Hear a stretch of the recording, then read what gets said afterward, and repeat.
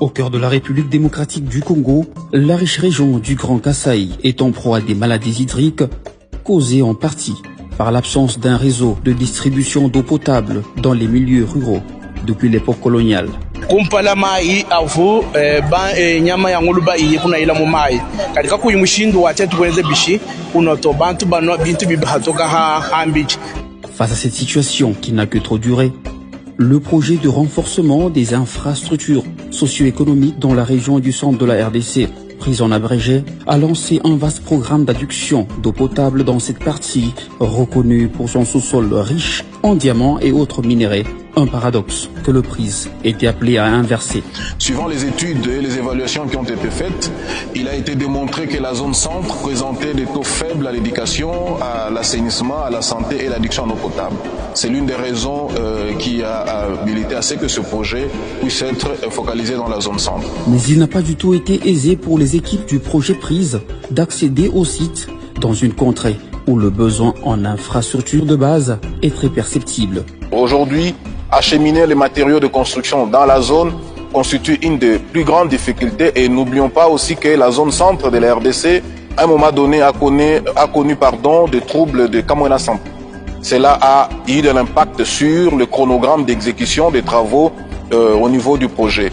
Lancé en 2014, c'est en 2022 que des résultats palpables du projet PRIS logé au ministère du Développement rural deviennent visibles. Jusque l'année dernière, il n'y avait pas de résultats probants. Au point que les commentaires faisaient de partout que la RDC est incapable de consommer les crédits mis à sa disposition. Donc, il y avait des conteneurs en termes de centaines qui étaient bloqués dans les entrepôts de la DGDA à Lubumbashi et à Kasumbalesa. Pendant des années, ces conteneurs n'arrivaient pas à quitter ces entrepôts et n'arrivaient même pas à rejoindre les lieux où ils doivent être ouverts pour disponibiliser le matériel et équipement. Ça n'a pas pris un mois. Le ministre des Finances, Nicolas Kazadi, a accordé le titre de fiscalité, ce qui nous a permis l'enlèvement de tous les conteneurs jusqu'aux gares de la SNCC. À ce niveau, j'ai pris une deuxième initiative pour demander au ministre Chérubin Okende, qui est de la communication et des enclavements, pour nous accorder des facilités pour que ces conteneurs quittent immédiatement les gares de la province au Katanga. Ce qui sera fait le plus rapidement possible, ce qui a permis au projet de prendre une vitesse de croisière. Des ouvrages d'adduction d'eau potable poussent de terre dans plusieurs villages de la contrée. Le projet PRIS a remis au gouvernement congolais 6 mini-réseaux d'adduction en eau potable dans des villages et cités de la province du Kasaï oriental. Une véritable délivrance pour les populations et spécialement pour les femmes et les enfants.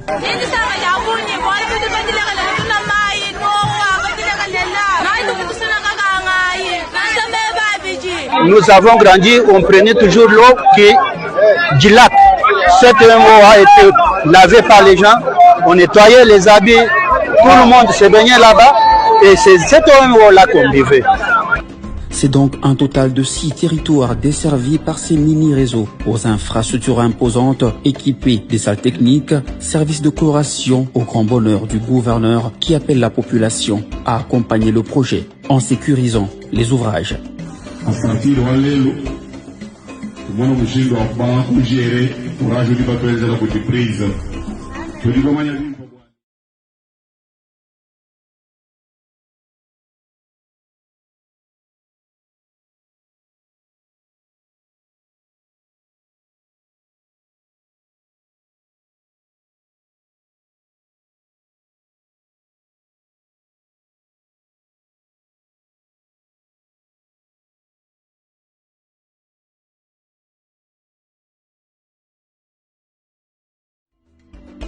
La délégation du PRIZ a traversé la rive pour remettre ces mini-réseaux d'eau, des espaces à vivre constitués essentiellement des marchés, moulins, aires de stockage, des abattoirs ou des pharmacies et autres, selon les objectifs de la première phase du projet PRIZ. Ainsi, la grande cité de Mikalayi, dans le territoire de Kazumba, a été servie en premier, à la grande satisfaction de la population restée à la merci des maladies hydriques.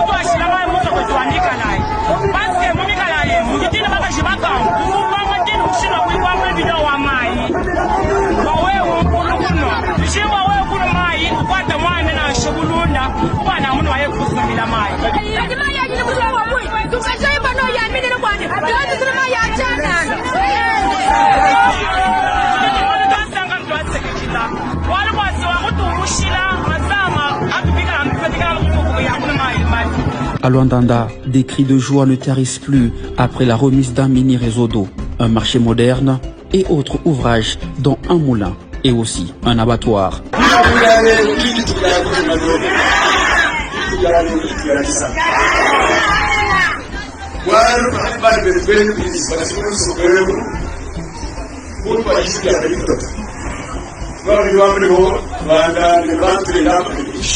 Tudo bem que lá ninguém sangue para debater ele mais, tudo ninguém sangue para jabun. Wala tu muito tu kusuna mai, wa ko fiku ma 35 minutes. Ba tudo bem que lá na balu ap tudo ninguém sangue, wala ba ko to ele mai pa ambelu ni tu ka to asunyi na pa ambelu. Ki bwa chini tudo ninguém sangue jabun, ki bwa tudo balu ka bidu babun bwani. Ba tumuni ni ba tukumba shilo bintu bi kwa bitu bi kala na bidijim. Toujours au Kasaï central, le projet PRIZ a en plus d'un mini-réseau construit et équipé une école en mobilier.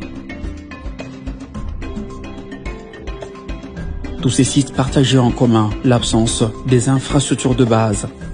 On a constaté qu'il y a un déséquilibre en termes de développement au niveau de l'espace Kasaï. Il fallait intervenir pour essayer de relever ce niveau de développement dans cet espace. Je crois que vous êtes en train de passer à plusieurs endroits avec moi. Vous voyez certaines écoles qu'on appelle écoles. Ça n'a pas à prendre un tel lot. Vous voyez partout, nous sommes en train de passer les besoins en eau potable. C'est ça la raison principale. Ici, on a trouvé qu'il y a un retard de développement par rapport à d'autres provinces. Avec cette première phase, plus de 2 millions de personnes ont désormais accès à l'eau potable dans la région du Kasaï. Réalisation du projet PRIZ et activités qui sont menées dans le cadre du projet PRIZ permettra de satisfaire le besoin en infrastructure d'eau et assainissement à environ 2 700 000 personnes réparties dans les 5 provinces dont je venais de citer tout à l'heure, 2 600 000 individus directement concernés par l'eau potable et 300 700 directement par l'assainissement collectif.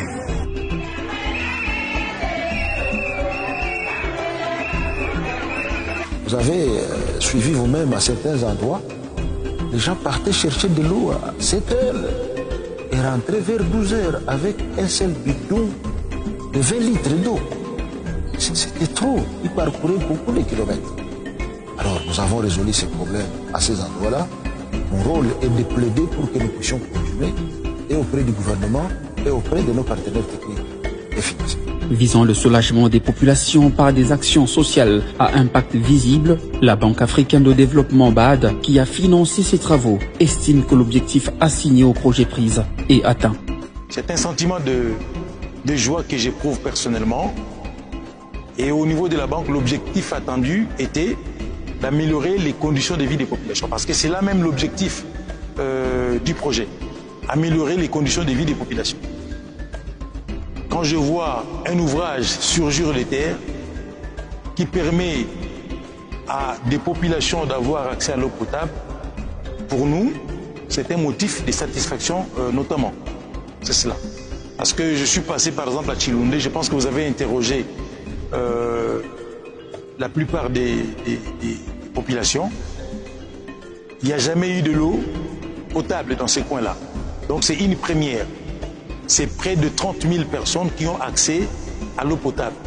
Donc rien que pour ces sites-là.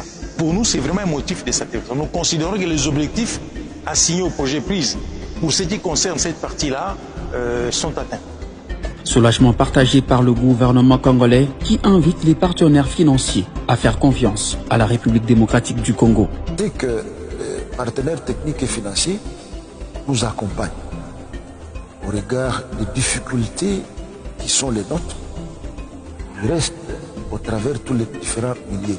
Parce que je parle de la promotion de l'économie rurale. Lorsque je parle de ça, il y a l'espace rural comprend l'habitat rural.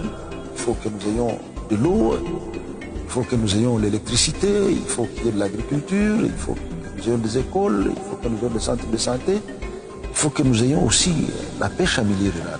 Tout ça peut permettre à ce que nos milieux ruraux amorcent un développement petit à petit jusqu'à ce qu'un équilibre soit rétabli entre les différents milieux ruraux à travers les différentes provinces. Également, je vais ajouter en disant à nos partenaires techniques financiers de nous faire confiance. De faire confiance au président de la République, Félix Antoine Tshisekedi Tshilombo, et à son gouvernement conduit de main de maître par M. Jean-Michel Samaloukou. C'est aussi cette réalité du Congo profond qui a rendu la tâche ardue aux experts du projet PRISE. Ils ont été parfois amenés à se rendre en terre inconnue pour apporter sourire et réconfort aux populations se trouvant dans le besoin. Ce qui nous a beaucoup plus marqué, ça, il faut que je vous le dise, je ne vous cacherai pas, c'est la joie que nous constatons auprès de cette population. Ce sont nos frères, ils vivent dans des conditions vraiment difficiles, où ils doivent effectuer 10, certains 20 km pour avoir de l'eau, entre guillemets, propre selon eux à la consommation, mais qui n'est pas propre parce qu'elle cause des problèmes. Et lorsque cette population voit ces ouvrages, la satisfaction que vous lisez dans les yeux de cette population, nous, des fois ça nous marque. Il arrive des moments où nous avons même des larmes aux yeux, puisque nous sommes passés lors de l'identification. Et lorsque nous leur parlons, lorsque nous échangeons avec eux, que nous allons apporter un appui d'addiction en eau potable, bon, pour certains, c'était comme nous parlons en l'air. D'autres croyaient, d'autres ne croyaient pas. Et aujourd'hui, lorsqu'ils voient ces ouvrages, malgré les difficultés qu'il y a eu dans la réalisation, je crois que pour nous, c'est vraiment un sentiment d'abord de satisfaction. Et nous espérons que nous serons encore beaucoup plus satisfaits lorsque nous aurons atteint un taux plus élevé des ouvrages qui seront remis à la population. Mais le défi reste donc énorme. En dépit des prouesses de la première phase du projet PRISE, la deuxième est fortement attendue afin de pérenniser le sourire aux populations par ces actions à impact rapide, visible et surtout durable. La phase 2 du projet PRISE n'est que nous pouvons dire que la duplication de la phase 1. Donc vous constatez que le projet PRISE, dans ses interventions, dans sa première phase, il était prévu la construction de 60 écoles, 60 centres de santé, 505 latrines. Donc cette répartition, oui, par rapport aux territoires ou par rapport aux secteurs dans lesquels nous intervenons, on dira peut-être c'est une goutte d'eau dans l'océan, mais les besoins sont énormes.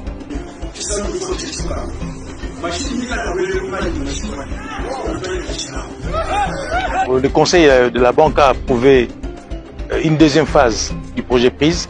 C'était en décembre de l'année 2021. Donc, il y a une deuxième phase pour à peu près 68 millions de dollars américains. C'est la deuxième phase du projet PRISE. Mais cette deuxième phase se situe pratiquement dans la continuité de la première phase. Et avant la deuxième étape, d'autres cités, à l'instar de la cité Lukalaba, à 50 km de Mbujimaï et Guilengue, vont réceptionner des mini-réseaux d'eau de 200 mètres cubes. Incessamment, les travaux y sont presque achevés.